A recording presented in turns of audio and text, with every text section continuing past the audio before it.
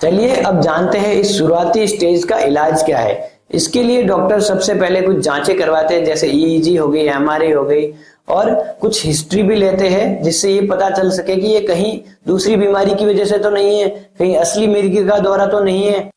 और जब ये कंफर्म हो जाता है कि ये सारे लक्षण है वो डिसोसिएशन वाले एपिसोड की वजह से ही हो रहे हैं, तब इलाज शुरू किया जाता है। और उसमें सबसे पहले पेशेंट के घर वालों को ये बताया जाता है कि ये जो लक्षण हो रहे हैं वो एकदम वास्तविक है और कोई नाटक नहीं कर रहा है मरीज, और इसके लिए ना तो उसको दोषी ठहराना है ना ही उसको कमजोर कहना है, क्योंकि ये जो सारे लक्षण हो रहे हैं वो उसके कंट्रोल में तो है ही नहीं।